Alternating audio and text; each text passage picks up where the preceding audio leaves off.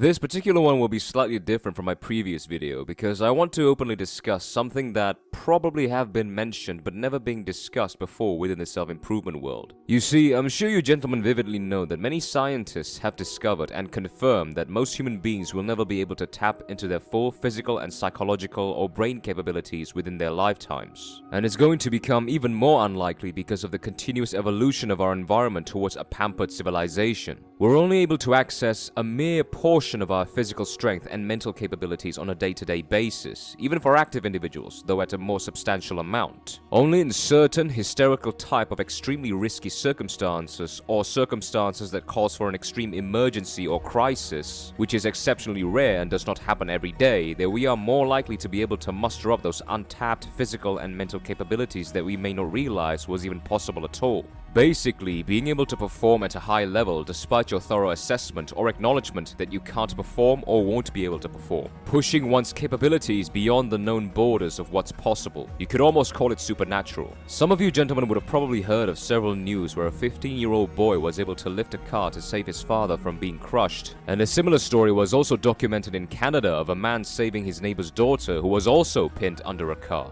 And when he was asked how did he muster up the strength to do it, he absolutely had no idea. And he actually tried to lift other cars later in the day and couldn't perform the same feat. Another story, and this is quite a famous one, was about a man called Jose Salvador Alvarenga who managed to survive for over a year being lost at sea, and actually contemplated committing suicide the very day his one and only companion died of sickness. However, when asked why he didn't do it, he said his mother reminded him of his Christian faith and the remark that anyone who killed themselves will not go to heaven. And with that narrative firmly in mind, he soldiered on and vows to not die through his own willingness or desperation by any means necessary, pushing his body and mind to eventually survive starvation, hallucination, boredom, and loneliness. Now, I'm quite sure that all of us gentlemen in this self-improvement world will be very curious about these particular phenomena and want to know how exactly one could fully unlock or even possess one of the keys to access just some of those much needed hidden physical and psychological potentials that we didn't know we have, without having to encounter an extremely crisis situation every single time we need to access them.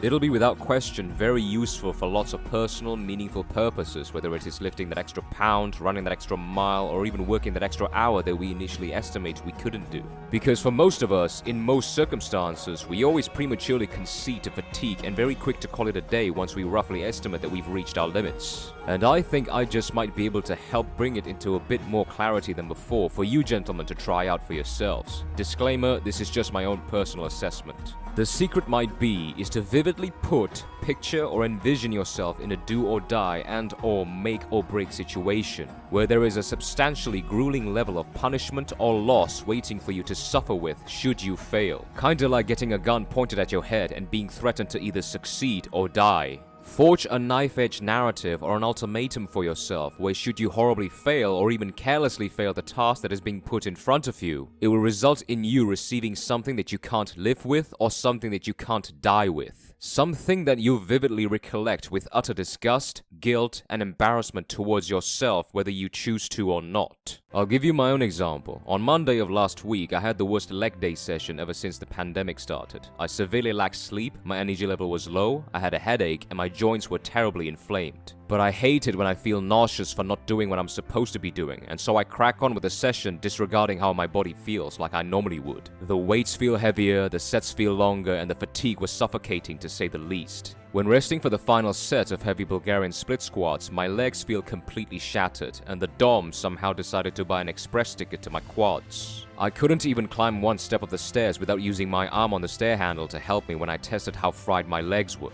Obviously, I was livid, because I hate it when I don't finish my session properly, especially since that was the very last bloody set. I took it very, very personally, and in my sweaty and knackered state of desperation, somehow my mind went into this trance state where people were surrounding me, laughing at me and repeatedly calling me weak, and seeing all the disappointed faces of those people that I admired and respected, like my uncle. It made me feel extremely spiteful with myself, and I simply decided that I can't live with that image stuck in my head if I didn't perform that last set, or more accurately, if I conceded myself from performing that last set. So I did it anyway. Didn't care if my knees would split, or whether my quads would tear, or whether I'd get hemorrhoids. All I care about was finishing that damn set. And with a bit more grunting, panting, and yelling than usual, I finished it. Surprisingly, in much less pain than I anticipated, probably because of all the adrenaline that I mustered up. Honestly, I was preparing for my quads or hip flexors to tear at any moment. I was very adamant, based on my own thorough assessment of how my body felt, that I would not be able to do it. I was sure that I would either fail the lift mid-set or injure myself mid-set,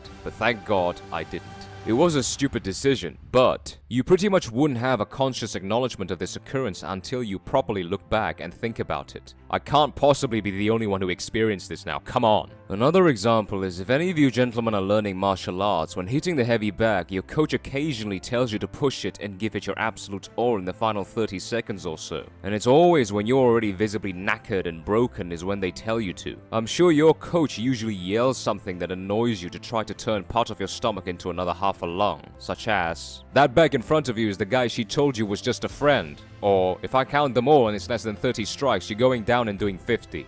Just narratives that will make you feel spiteful, embarrassed, and disappointed about yourself should you fail to perform, and that allowed you to push despite your spontaneous reluctance to do so. If you gentlemen want to watch another discussion about this topic, try to watch Eddie Hall's account on the preparation that he took to perform that half-a-ton deadlift, where he worked with a clinical sports psychologist to help train his mind to visualize a very dark and disturbing narrative of picturing his son being pinned underneath the bar, which create this do-or-die moment for him to either lift that 500 kilo or watch his son get crushed, suffocate, and die in front of him. In any case, I'll leave this video open-ended because I would love to hear your thoughts on this particular topic in the comments down below. Whether you gentlemen have a personal experience with these types of phenomena, whether you have witnessed, heard, or read about someone performing these types of phenomena, or anything closely related to any of these phenomena. Because I'm not going to entirely claim this to be 100% plausible, even though it objectively is, until I have a personally satisfying number of accounts to further confirm it.